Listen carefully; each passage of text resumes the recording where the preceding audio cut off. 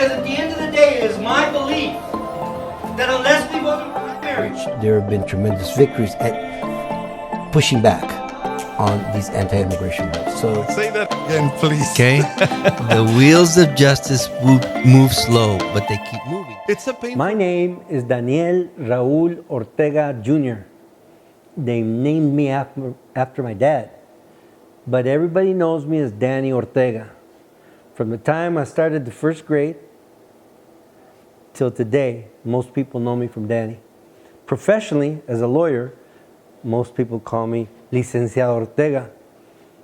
But I'll take whatever I can get because my career and my life is about all of the people who helped me along the way. Starting, of course, with my mom and dad, Daniel Sr. and Elvira Ortega. My mom and dad were very hardworking,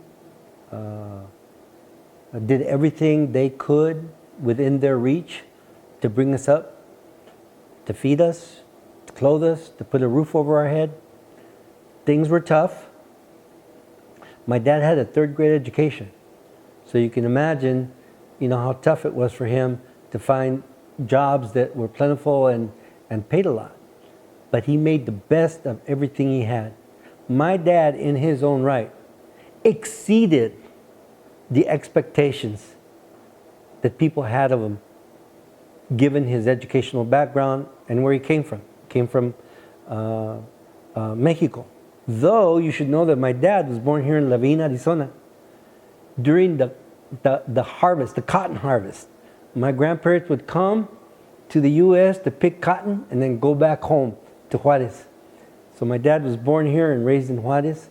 My mom was born in Torreon, Coahuila, came to Juarez, met my dad, oh well, and then they moved here.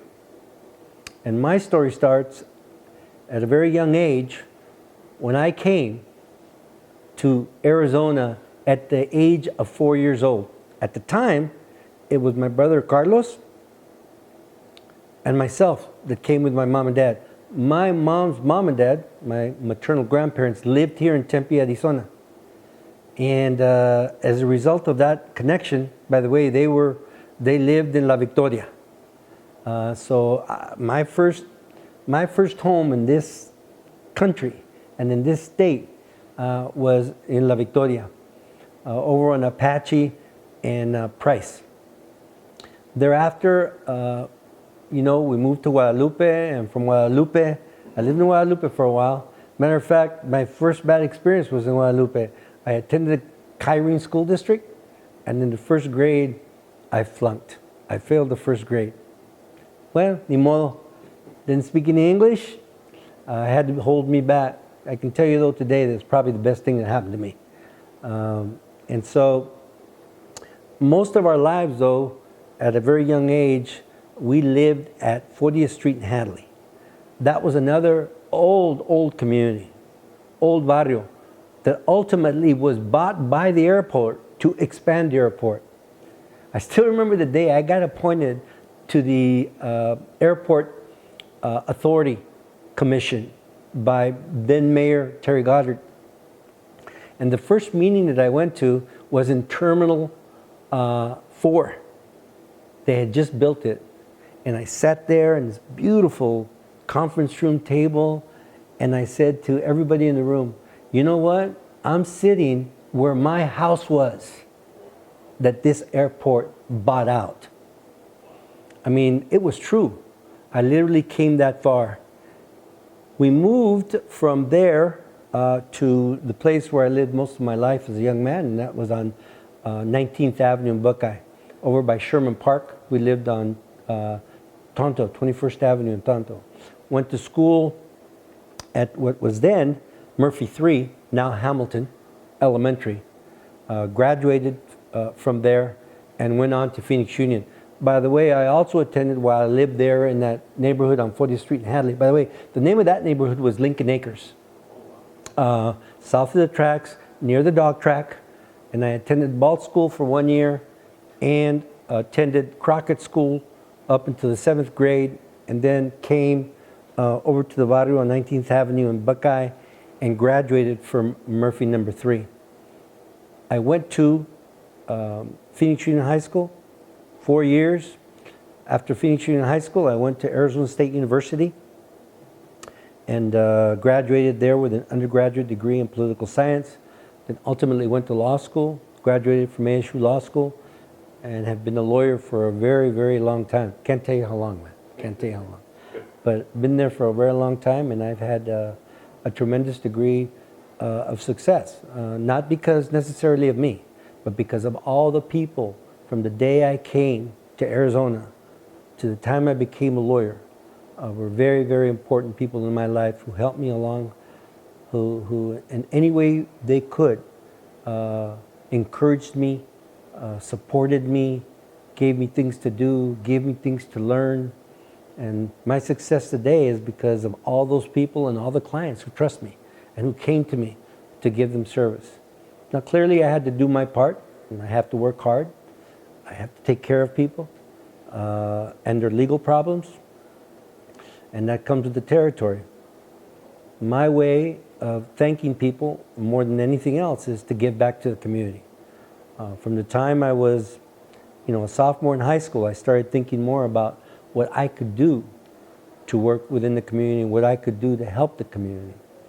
The story about my community involvement started about my sophomore year. You should know that I come from a very deep, deep Mexican family. I'm talking, we came from both sides of the border.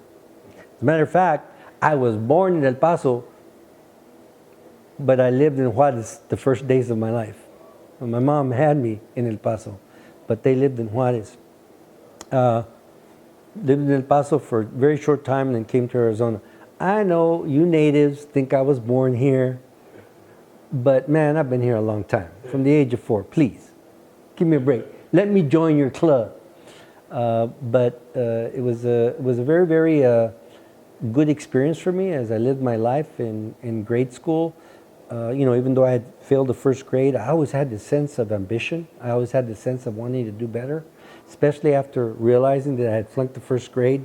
I wanted to prove to myself and everybody else that, it just happened and that I was going to do better.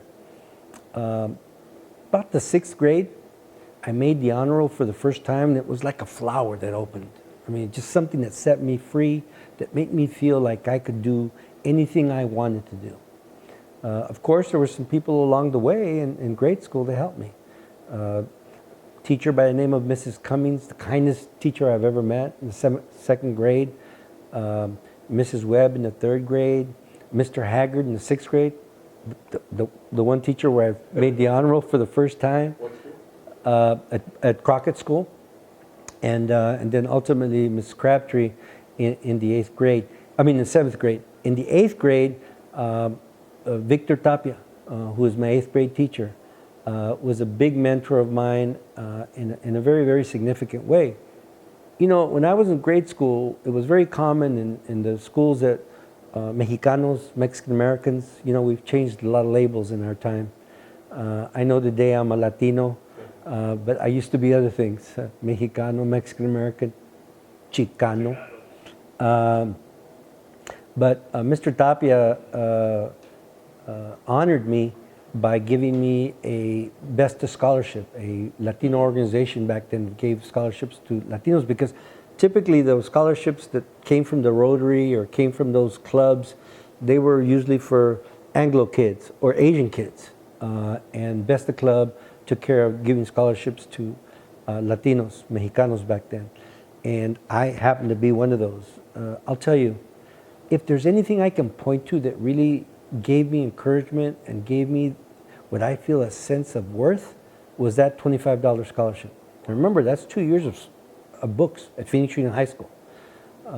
And I really felt like I could accomplish something. I felt the sense that I was valued and that I had value and that I could go to school and that I could go to college. So when I went to Phoenix Union, very inspired. And when I got to Phoenix Union, though, I got a little bit disappointed. I had to fight my way out of the situation. At the time, most of the Mexicanos that went to Phoenix Union were enrolled in vocational education classes. as if we didn't have what it took to go to college. And most of us took what we could get. And most of us, from an economic basis, weren't thinking beyond high school. We were thinking of, hey, we got to get out, we got to work, and we got to help the family. Hey, a lot of the students back when I was finishing high school, they had to work, even during school, even during the 4 years of high school.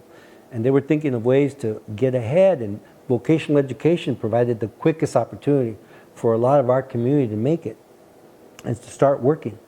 But we never really had the sense of being pushed to go to college. I went there with that simply because of that scholarship and believing that I could do well. So my first week of class at Phoenix Union, they put me in a vocational ed program. And I was attending these shop classes. And by the way, hey, if that's what suits you, I'm not being critical of that. But because I had this ambition to go to college, I went up to my counselor and said, hey, why am I in a vocational education program? Why am I in shop class? Is what I said. Why am I in shop class? I want to go to college someday. Why am I not in college prep? Well, Danny, your scores weren't too good, and your test in the 8th grade. And I'm like, well, scores of what? All the testing that we gave you? I said, but I got a scholarship. Do you remember that? I had good grades. I don't get this. Well, Danny, why don't you last out the semester and see how it goes for you and, try this first. I said, no, I'm not trying anything. If you're not going to get me out of those classes, I'll talk to the principal. Well, I talked to the principal. He assigned me a new counselor. I got out of those shop classes and began what was a college prep program at Phoenix Union that ultimately, I believe, led to where I'm at today. Phoenix Union was one of the biggest milestones in my life. I had the opportunity there in so many ways with the help of so many people, teachers, coaches, you name it. They were all there to help me out. But I took advantage of it. I was freshman class president, sophomore class president, junior class president. I lost when I ran for student body, and I'll tell you guys that story in a minute. When I went for student body president, I lost that. But that was also a milestone in my life because I went a different direction. But I was on the cross country team. I belonged to all kinds of clubs.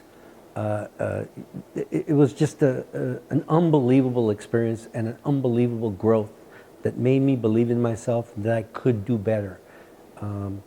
Of course, while I was there, I had to work. Speaking of the barrios, everybody at Phoenix Union is from all the barrios that we've been talking about. But like I told you, I was brought up in the Sherman Park area. I used to hang out at Cofelt. Went to church at Fatima. Used to go to the CYO at Fatima, CYO at St. Anthony's. Used to go to the Cana Hall for dances. Used to go to Sacred Heart, Immaculate Heart, all the churches in all those barrios. I had an opportunity to do a lot of all of this during high school. I worked, I worked in the fields, whether it be citrus, topping onions, picking cotton, a whole bunch of field work.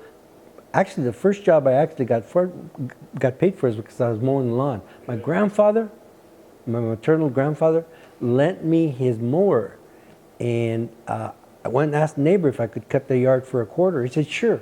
So that was the first money I ever made. And then went on to be a paperboy.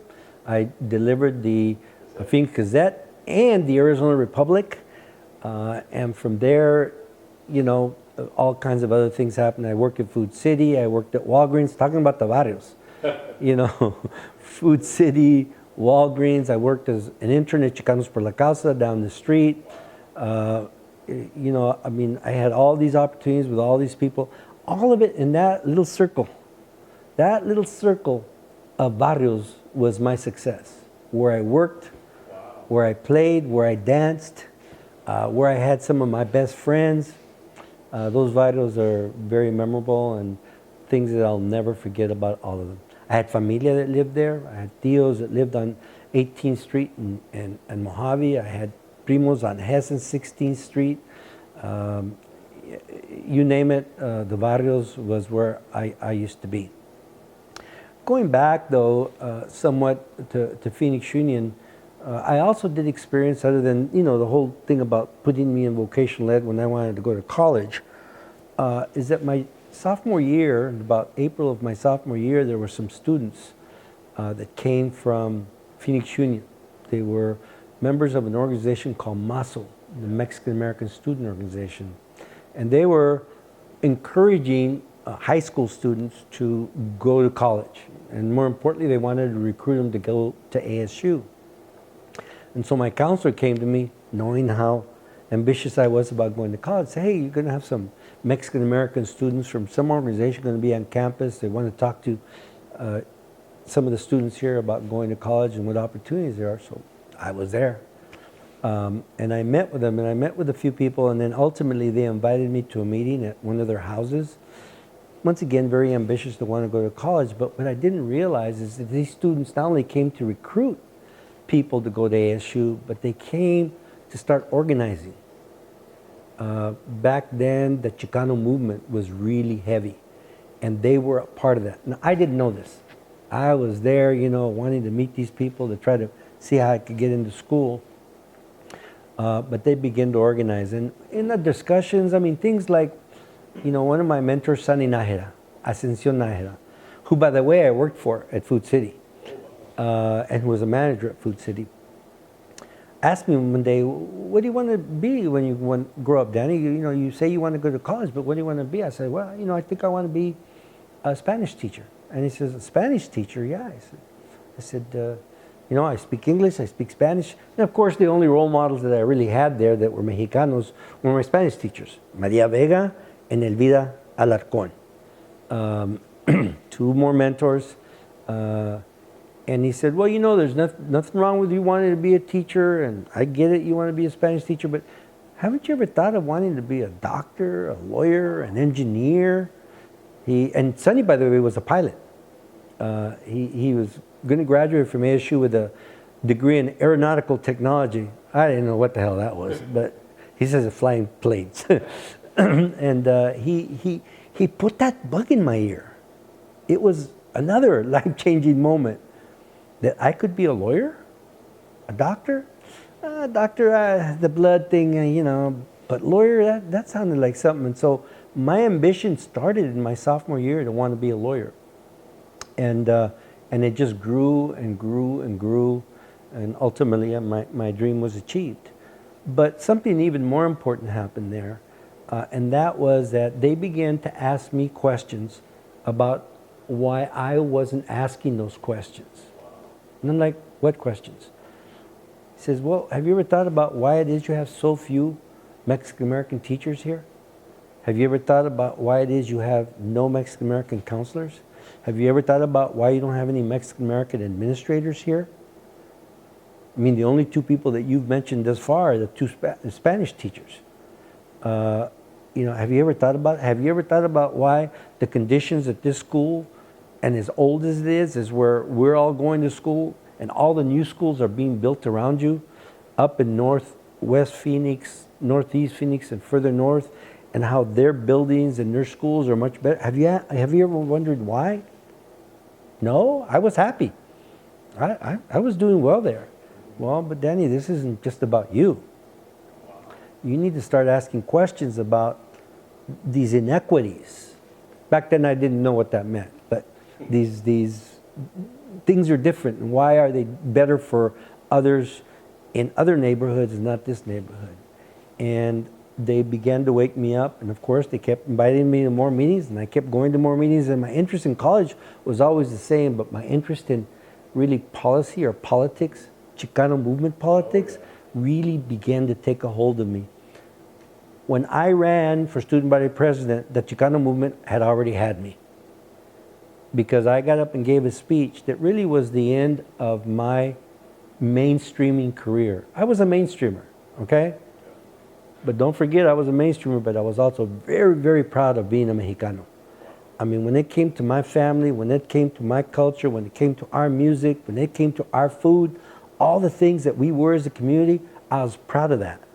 I was never ashamed, ever, of the color of my skin, the language that I spoke, in Spanish or in English, the food that I ate, the music that I listened to. My parents made me proud.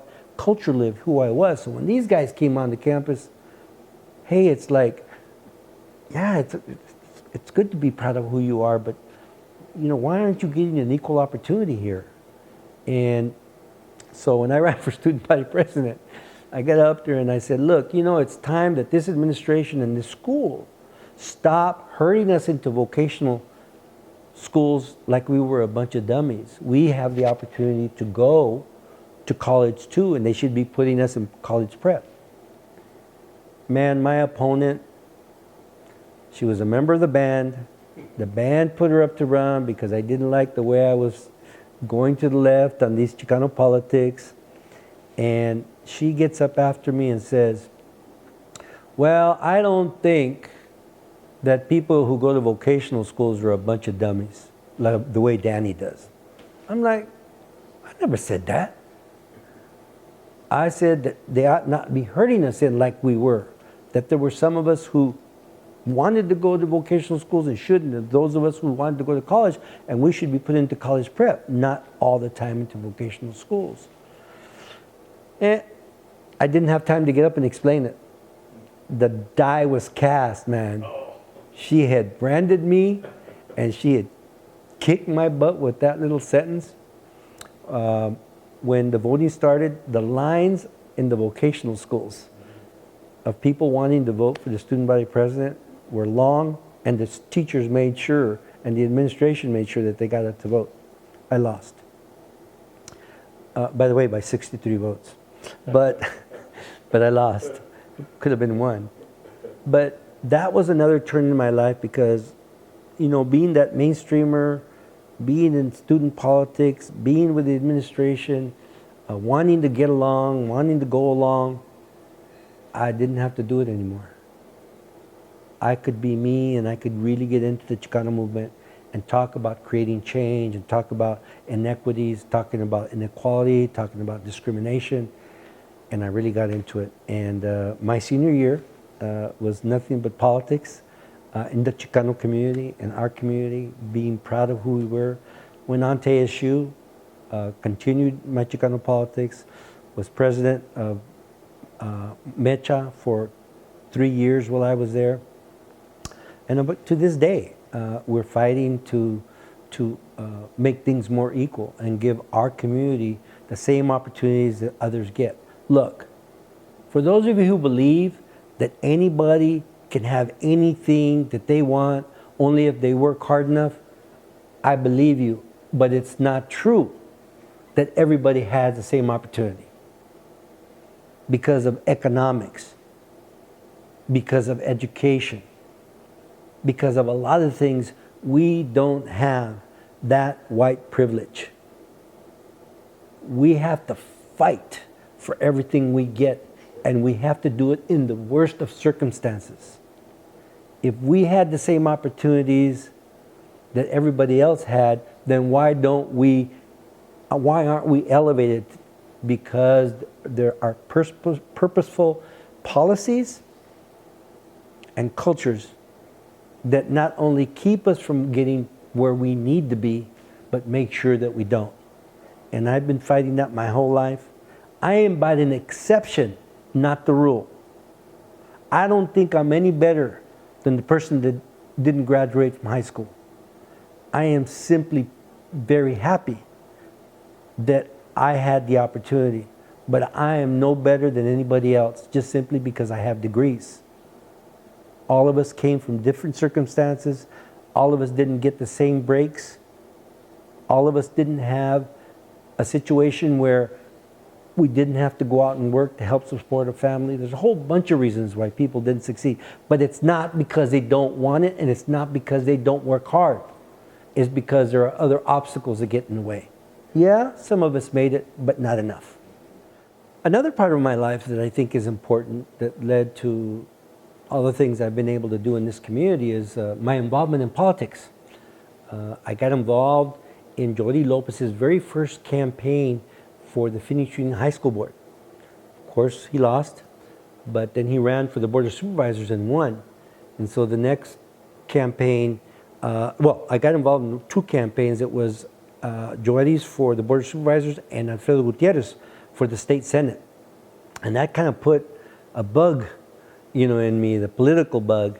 And I was involved in a lot of political campaigns and a lot of levels. But the one that was probably the most important to me and the one that was probably the most significant, they were all significant, but this one was to elect the very first Hispanic congressman in the history of Arizona, and that was Ed Pastor. Ed Pastor was a very close friend of mine and one of my biggest mentors in the political arena. And he ran for the Board of Supervisors and won. And after 20 years with the Board of Supervisors, he decided he wanted to run for Congress when then Congressman Mo Udall, passed away. And so I was the chairman of Congressman Ed Pastor's first campaign and worked with him for over 17 years. Now, in terms of mentors, I haven't mentioned very many, just a couple. I mentioned some teachers, okay?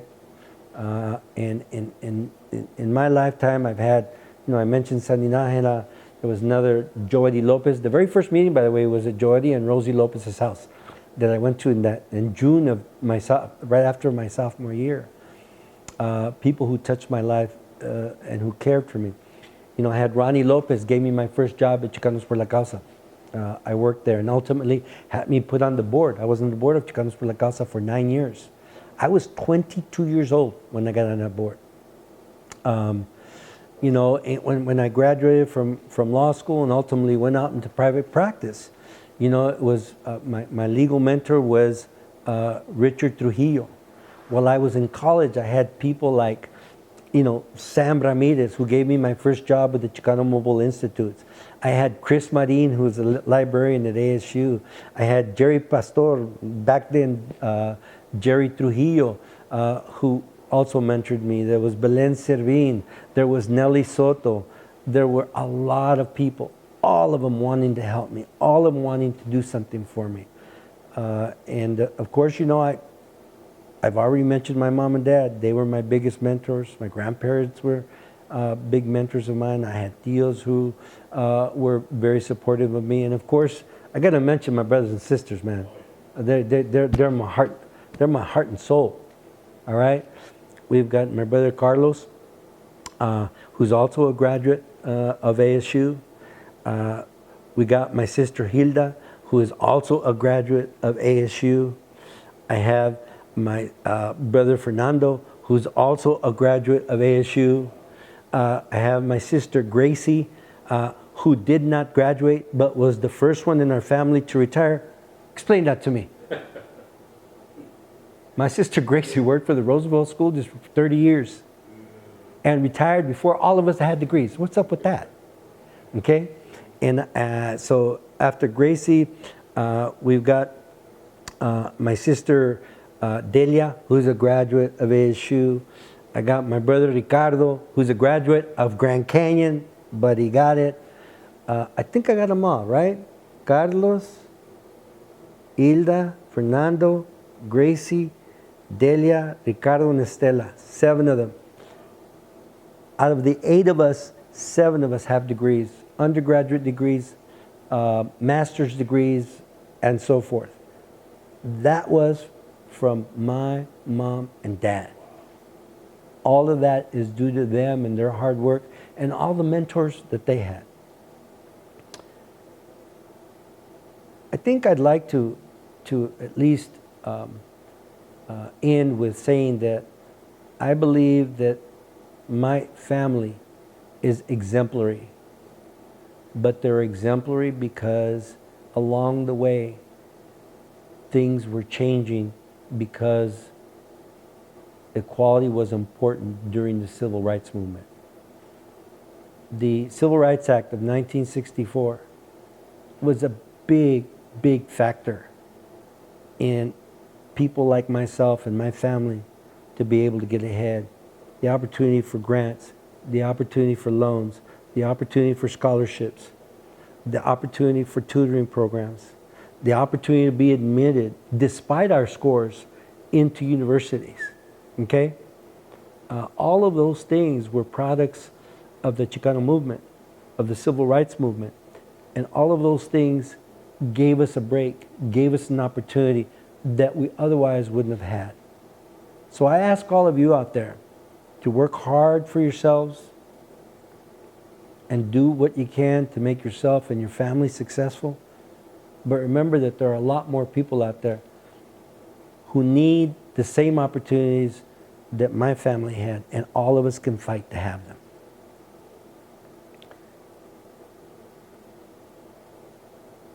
My dad and my mom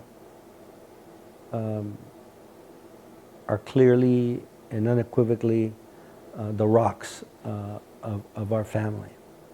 But there were so many more people along the way that not only helped them, but helped us. And to all of you, even if I didn't mention your names, there's too many to mention, okay? I thank you from the bottom of my heart. I love you. And let's keep their legacies alive. And those legacies were born out of those barrios that we all love so much. Now, I really, really am thankful and am humbled by being asked for this interview. You know, there are parts of my life that I think are worth talking about if it brings encouragement to others, if it brings a sense of inspiration, and if it brings a sense of wanting to do more for yourself because you know you can, and because there are models out there who did. But we have to remember that if we don't tell our history, if we don't talk about the barrios, if we don't talk about our parents, if we don't talk about what got us to where we're at, it'll soon be forgotten. And I've said this many times, unless we tell our history, nobody else is going to tell it.